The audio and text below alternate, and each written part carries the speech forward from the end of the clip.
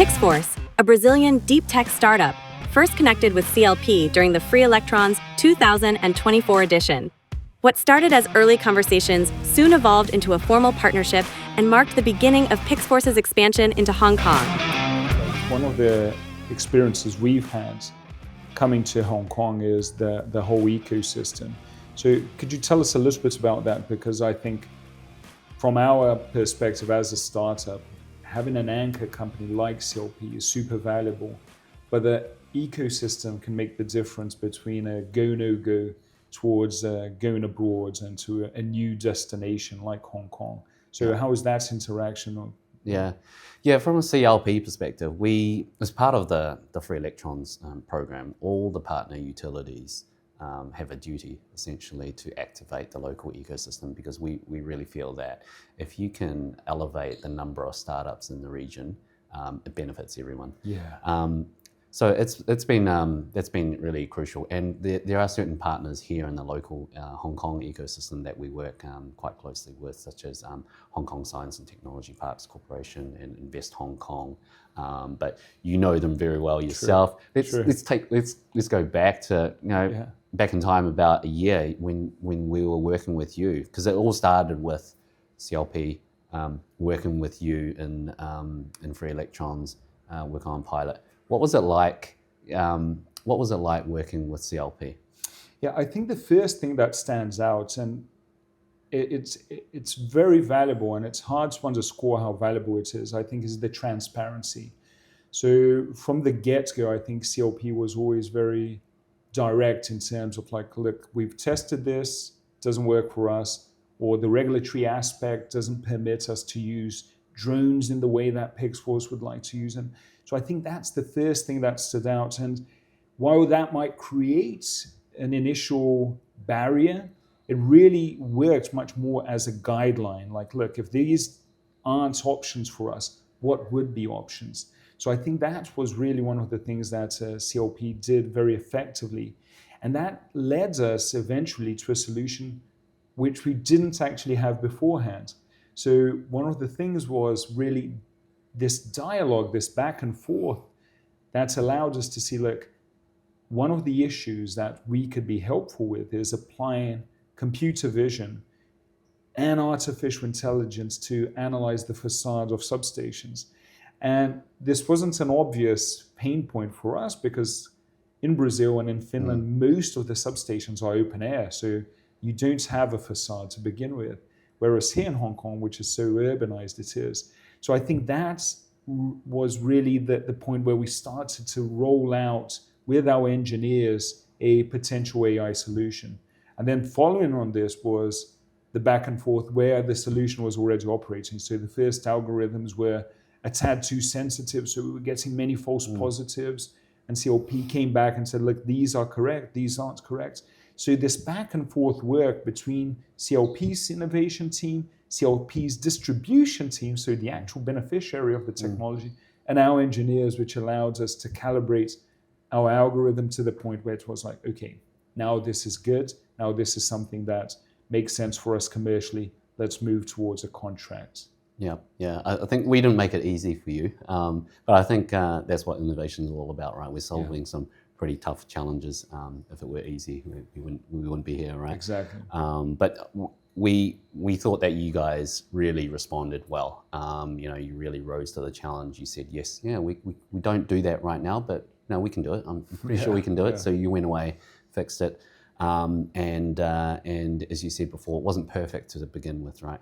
Correct. It was a bit too sensitive, and then you dialed it back the other way. And through this interactive dialogue, we were able to land on a successful pilot. True. And I think that's where the Free Electrons programs really stands out, because you've got that designed interaction throughout the course of the year to make all that able to happen. That's so true. I think it's one of the things which is highly underestimated when we begin, is that Free Electrons isn't one set of meetings or a set of online meetings.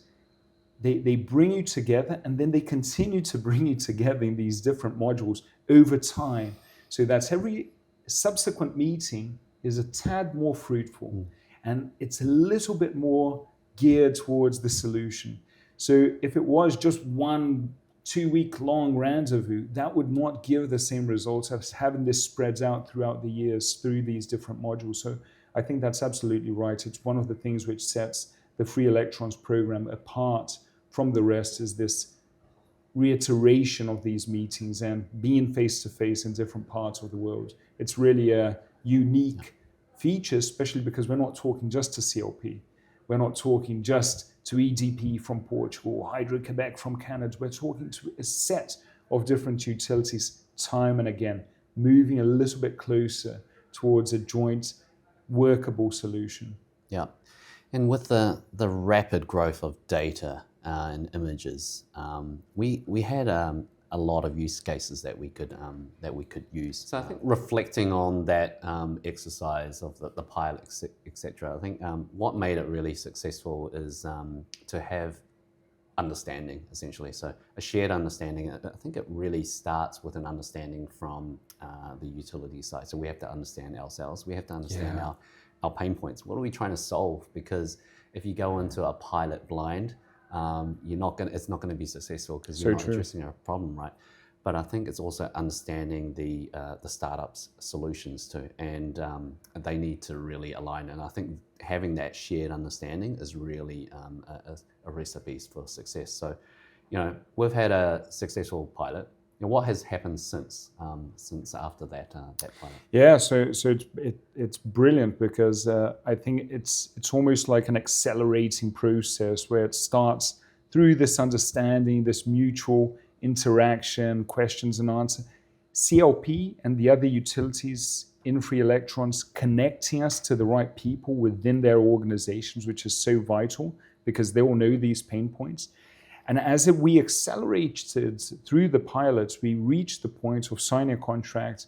We had this interaction, negotiation with a different unit from CLP. Mm-hmm. Happy to say we did sign a contract, so now we're starting to deploy the technology already on an ongoing basis. And what's fascinating is the next couple of steps which are opening up, which are new opportunities within CLP for computer vision, for our AI technology. So further growth within CLP. And I think as importantly, already some discussions within CLP's group about taking what we're doing in terms of inspecting facades of substations and taking that to the broader market. After all, if we are getting the feedback from CLP understands the relevance of making sure that the facades not only look good, but they're actually safe because no tiles falling off, nothing is cracking and actually exposing the structure of the building. Why not take this to the broader market? So it's two different fronts which are super valuable for a company like PixForce, which is internal growth within CLP with new products, new opportunities, and also broadening the technology to the market more generally, starting here in Hong Kong where CLP has such a broad presence. Yeah, and we work hard to create that presence and to really engage with the local ecosystem because we can't do it alone. Industry is just one piece, right? But to be able to bring in partners like Invest Hong Kong and Hong Kong Science Park, we've been really able to work better with the startups to help them along with the journey, but also to grow the ecosystem for everyone. Yeah, and that's super important, Brendon, because that's one of the things which I can't emphasize enough how important it is for us startups, because CLP becomes the anchor client, but then by having Hong Kong Science and Technology Park hosting PixForce, helping us access a broader market and professionals in Hong Kong, so hiring potential, and having Hong Kong Invest helping us all the way in Brazil through a local office in São Paulo, and making sure that we understand what needs to be done from a bureaucratic perspective, from a regulatory perspective. It really creates something which allows for this soft landing, where PixForce is coming to Hong Kong, assisted by this triad of client, Hong Kong Science Technology Park host, Hong Kong Invest guiding, and allowing us not only to reach the Hong Kong market, but also using Hong Kong as a bridgehead towards other parts of the Southeast Asian market, which, needless to say, is grown at a pace second to none in the global scenario. So it's really interesting to take this opportunity in CLP, which don't want to say start small, but is not super ambitious, but gradually grown it to a much broader play, a much more significant strategic opportunity for PixForce.